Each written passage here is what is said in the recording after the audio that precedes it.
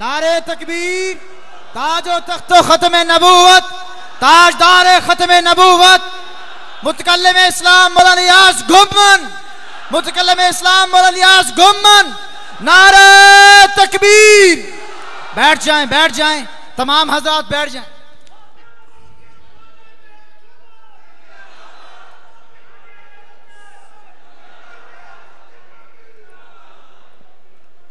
الحمد للہ وحدہ لا شریک لہ والصلاة والسلام علی من لا نبی بعدہ اما بعد فاعوذ باللہ من الشیطان الرجیم بسم اللہ الرحمن الرحیم محمد الرسول اللہ اللہم صلی علی محمد وعلی آل محمد کما صلیت علی ابراہیم وعلی آل ابراہیم انک حمید مجید اللہم بارک علی محمد وعلی آل محمد کما بارکت علی ابراہیم وعلی آل ابراہیم انک حمید مجید۔ ہر ابتدا سے پہلے ہر انتہا کے بعد، ہر ابتدا سے پہلے ہر انتہا کے بعد ذات نبی بلند ہے ذات خدا کے بعد۔ ہر ابتدا سے پہلے ہر انتہا کے بعد ذات نبی بلند ہے ذات خدا کے بعد۔ دنیا میں جس قدر احترام کے قابل ہیں لوگ، دنیا میں جس قدر احترام کے قابل ہیں لوگ، میں سب ہی کو مانتا ہوں مگر مصطفیٰ کے بعد۔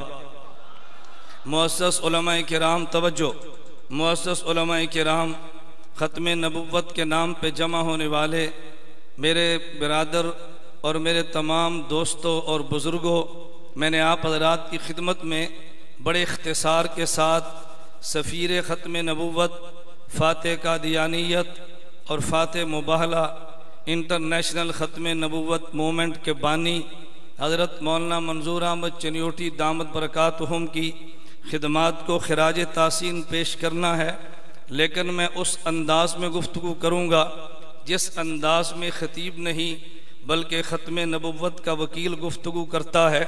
مجھ سے قبل آپ نے گفتگو سماعت فرمائی ہے، لیکن میری گفتگو کا انداز دیوبندیت کی بنیاد پہ ہوگا۔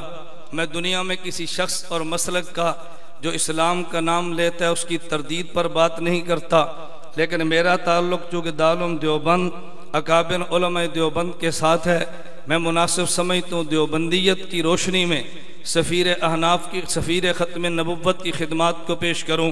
میں نے اس کے لیے آیت تلاوت کی ہے، محمد الرسول اللہ، ایک اس میں لفظ محمد ہے صلی اللہ علیہ وسلم، ایک لفظ رسول ہے، ایک لفظ اللہ ہے۔ میں کہوں گا ہمارے ایمان کی بنیاد ایک پیغمبر کی ذات ہے، ایک پیغمبر کی بات ہے۔ محمد پیغمبر کی ذات کو کہتے ہیں، رسول پیغمبر کی بات کو کہتے ہیں۔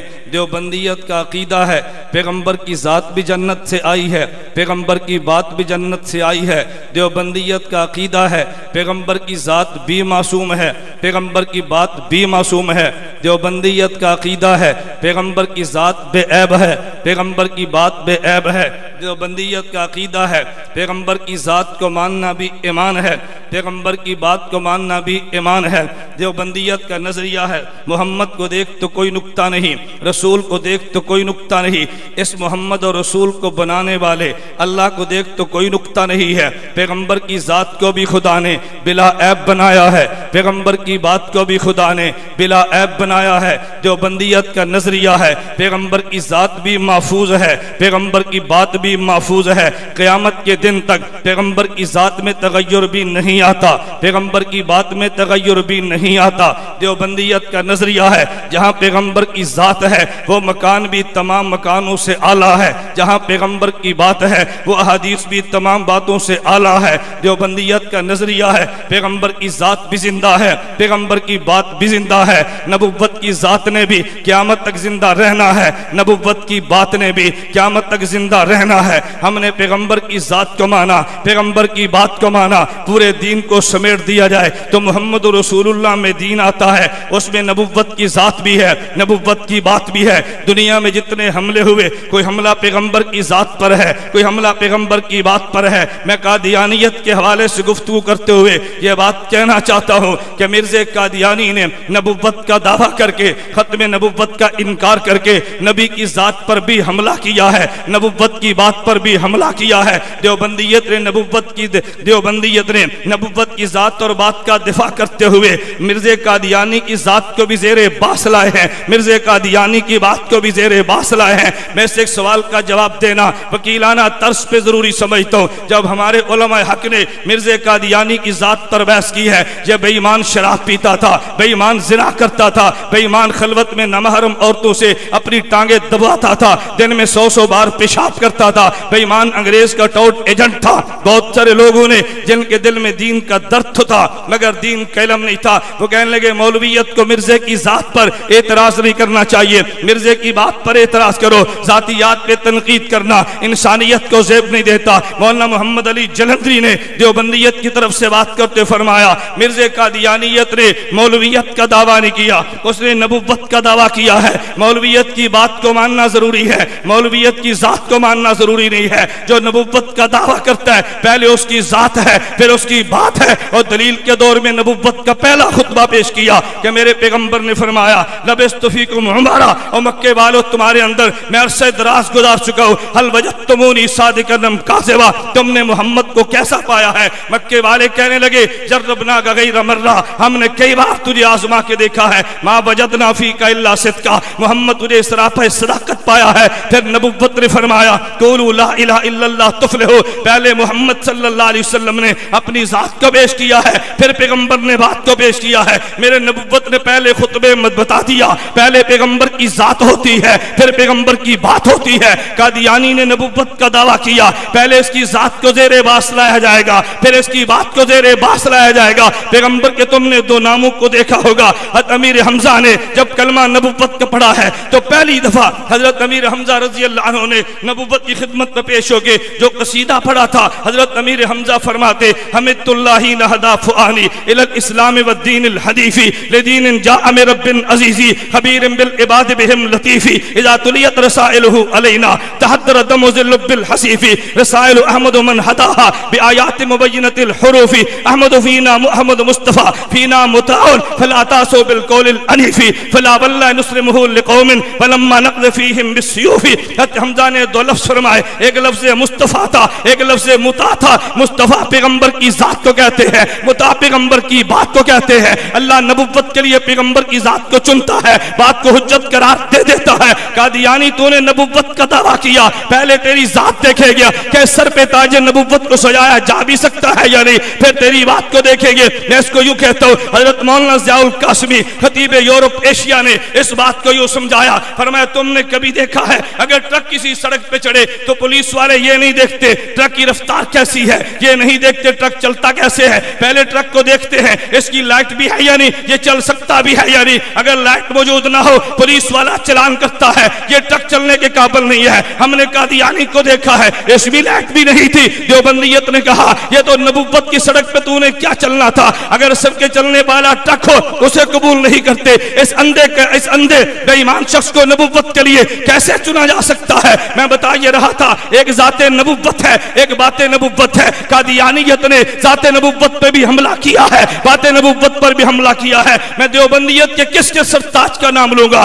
حاجی امداد اللہ مہاجر مکی کو دیکھ لے، بانی دیوبند مولانا قاسم ننوتوی کو دیکھ لے، دیوبند کے سرپرست اول مولانا رشید احمد گنگوہی کو دیکھ لے، شیخ العرب والعجم حسین احمد مدنی کو دیکھ لے، حکیم الامت مولانا اشرف علی تھانوی کو دیکھ لے، المحدث عظیم علامہ انور شاہ کشمیری کو دیکھ لے۔ میں کہتا ہوں نیچے چلتا رئیس المناظرین حجت اللہ فی الارض مولانا محمد امین اکاڑوی کو دیکھ لے، علامہ علی شیر حیدری کو دیکھ لے، علامہ حق نواز شہی کو دیکھ کے یہ جتنے علماء وہ تھے جو پیغمبر کی ذات کا بھی دفاع کرتے تھے، پیغمبر کی بات کا بھی دفاع کرتے تھے۔ ہوئے میں نہایت اجلت کے ساتھ اور سرعت کے ساتھ سمیٹتے ہوئے بات کہنا چاہتا ہوں. سفیر ختم نبوت مولانا منظور احمد چنیوٹی نے ختم نبوت کا دفاع کر کے نبوت کی ذات کی جنگ بھی لڑی ہے, نبوت کی بات کی جنگ بھی لڑی ہے, اور وہ جنگ لڑنے کے لیے کبھی اپنے جسم کا بھی پرواہ نہیں کیا. ناروال کی زمین اس بات پہ گواہ ہے. گجرانوالہ میں مولانا چنیوٹی رحمت اللہ علیہ جا رہے تھے, ایک ایکسیڈنٹ میں زخمی ہو گئے, بھی اسپتال لاہور میں داخل کرا دیا گیا.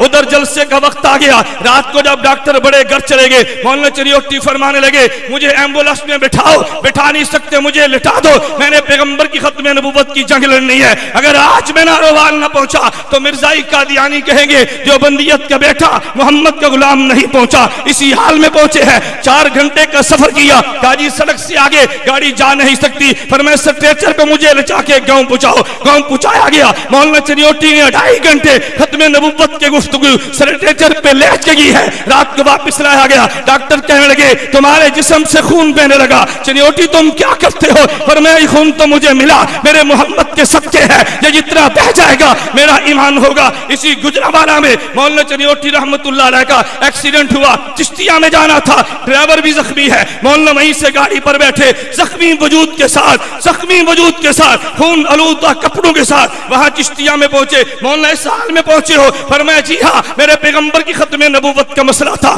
کبھی مولانا گھر میں گئے ہیں تو مولانا کی والدہ کہنے لگی منظور احمد میرے دل کو تو دیکھو, ہر روز پولیس پہرا, ہر روز چھاپے پڑتے ہیں, جب تک میں زندہ ہوں کوئی تھوڑی سی نرمی کر لو, جب میں دنیا سے چلی جاؤں گی پھر شدت اختیار کرنا. مولانا چنیوٹی فرمان لگے نہیں ماں تو نے وہ مائی نہیں دیکھی جو بیٹوں کو رخصت کرا کرتی تھی, اگر تو نے دل چھوٹا کر لیا چنیوٹی جنگ کیسے لڑے گا؟ وہ جملے نے ماں کے دل کی کایا پلٹ دی. کہا بیٹا تو ختم نبوت کی جنگ لڑ, میں ماں بن کے تیرے سر پہ ہاتھ رکھا کروں گی. ایک شخص نے مولانا چنیوٹی کے بارے میں کتاب چھپ چکی ہے, میں یہ بات بتا رہا تھا, اگر سامنے میں جنرل یا خان آیا ہے ماشاءاللہ لگا تھا مولانا چنیوٹی گفتگو کر رہے تھے اور دیوبندیت کی تاریخ کو دہرا رہے تھے. ایک جرنیل نے کہا منظور احمد تمہیں پتا ہے یہ مارشل لا کا دور ہے, ہم کسی بات کو برداشت نہیں کرتے. مولانا فرمانے لگے ہاں مجھے پتا ہے, لیکن کیسی حکمت کے ساتھ بات فرمائی. فرمایا تم کسی کو کہتے ہو کسی کو کچھ نہیں کہتے؟ کہا جی نہیں, ہم تو جو بھی قانون کی مخالفت کرے ہم ہر کسی کے خلاف قانون کو حرکت میں لاتے ہیں. فرمایا نہیں جنرل صاحب یہ بات نہیں ہے,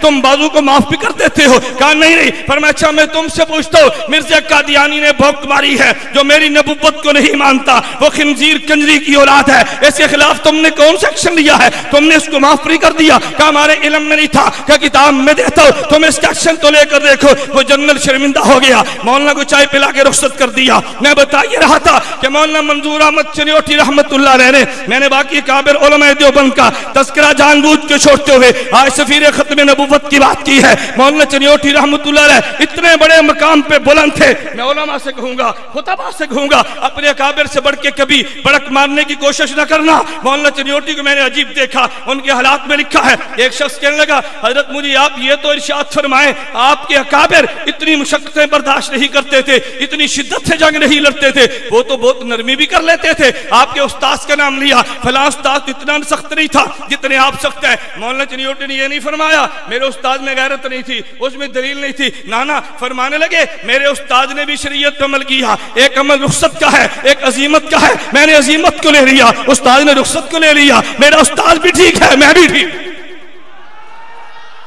توجہ, نعرے چھوڑو, بیٹھ جاؤ, نعرے چھوڑو. توجہ, میں گزارش کر رہا تھا کہ مولانا چنیوٹی رحمت اللہ علیہ کو دیکھ تاریخ بھی چلائی ہے اور اپنے کابر کے انداز کو چھوڑا بھی نہیں ہے. میرے دوستوں میں ایک بات کہنا چاہتا ہوں, میں نے کہا میں کسی پہ تنقید نہیں کرتا, مجھے مسلک بیان کرنے کا تو حق ہے نا. فتح مبالہ کے عنوان پہ بات چل رہی تھی, آپ اس کتاب کو دیکھیں. مولانا کے سوانے پہ مولانا محمد مشتاق دامت برکاتہم نے بڑی مفصل کتاب تحریر فرمائی ہے. حضرت فضیلت الشیخ مولانا عبدالحفیظ مکی دامت برکاتہم, مولانا الیاس چنوٹی دامت برکاتہم, ان حضرات کے فرمانے پہ لکھی ہے. مجھے بڑا تعجب ہوا, توجہ کرنا. فتح مبالہ تھا, ڈی سی جنگ نے دفعہ 144 لگا دی. انتظار زہر تک کرنی تھی کہ زہر تک جو نہ آیا وہ ہار گیا, زہر کے بعد چلا جانا تھا. مولانا چنوٹی دامت برکاتہم اپنے رفقا کے ہاں مخصوص جگہ پہ چھپ کے پہنچے, پولیس بھی آ گئی. کہا جی تمہیں گرفتار کرنا ہے, بات بڑی سننے کی ہے. مولانا چنوٹی فرمانے لگے بھائی میں مجھے گرفتار کر لو, لیکن زہر تک مجھے رہنے کا موقع دو نا, زہر سے پہلے تو میں نہیں جاؤں گا. زہر سے پہلے گیا تو وہ کہتے ہیں کہ وہ تو پہلے چلا گیا تھا. اس نے کہا جی 1 بج گئے ہیں, آپ زہر کی نماز پڑھ لیجیے. چنوٹی اس وقت بھی مسئلہ مسلک کا خیال کرتے. فرمانے لگے میں حنفی ہوں, میری زور کی نماز کے وقت باقی ہے. میں حنفی ہوں, مجھے کوئی جلدی نہیں ہے, میری زور کی نماز کا وقت باقی ہے. اس موقع پر مسلک کو پھر بھی نہیں چھوڑا. 2 بج گئے, فرمایا ٹھیک ہے اب ظہر کی نماز پڑھتا ہوں. پھر مولانا چنیوٹی وہاں سے روانہ ہوئے. میں نے اختصار سے بات سمجھائی ہے. ایک میرے پیغمبر کی ذات ہے, ایک میرے پیغمبر کی بات ہے. ہم ذات پیغمبر بھی ایمان مانتے ہیں, بات پیغمبر بھی ایمان مانتے ہیں. نبوت کی ذات پہ اعتراض کرے تب بھی بے ایمان ہے, نبوت کی بات پر اعتراض کرے تب بھی بے ایمان ہے. علماء دیوبند نے پیغمبر کی ذات کا بھی دفاع کیا ہے, پیغمبر کی بات کا بھی دفاع کیا ہے. اور فتنہ قادیانیت نے نبوت کی ذات پر بھی حملہ کیا, نبوت کی بات پر بھی حملہ کیا. میں نے عرض کیا, میں مضمون سمیٹتے ہوئے کہہ رہا تھا, میری بات پہ توجہ رکھنا. صحابیت بنتی ہے ذات نبوت سے, شہادت بنتی ہے ذات نبوت سے, توجہ رکھنا. ولایت بنتی ہے ذات نبوت سے, ذات پیغمبر کے وجود سے. یہ سارے شعبے مارز وجود میں آتے ہیں. ذات نبوت کا دفاع ولایت کا بھی دفاع ہے, ذات نبوت کا دفاع شہادت کا بھی دفاع ہے, ذات نبوت کا دفاع یہ میرے پیغمبر کے صحابہ کا بھی دفاع ہے. ذات پیغمبر محفوظ ہے تو سب کچھ محفوظ ہے, پیغمبر کی ذات محفوظ نہیں ہے تو کچھ بھی محفوظ نہیں ہے. سفیر ختم نبوت, فاتح قادیانیت, فاتح مبالا مولانا منظور احمد چنیوٹی نور اللہ مرکزہ نے ذات نبوت کا بھی دفاع کیا, بات نبوت کا بھی دفاع کیا. اللہ مجھے اور آپ سب کو ذات نبوت کے دفاع کی بھی توفیق دے. اللہ ہم سب کو بات نبوت کی توفیق دے. توجہ بھائی, کوئی شخص نہ اٹھے, توجہ, کوئی شخص نہ اٹھے جب تک حضرت اقدس دعا نہ فرمائے. کوئی بندہ نہ اٹھے. دشمن کو یہ میسج مت دو اپنے اکابر کو نہیں مانتے, ہم اپنے اکابر کی جوتیوں کے غلام ہیں. جب تک نہ فرمائے کوئی نہیں اٹھے گا. وعدہ ہے بھائی؟ سب تشریف رکھو.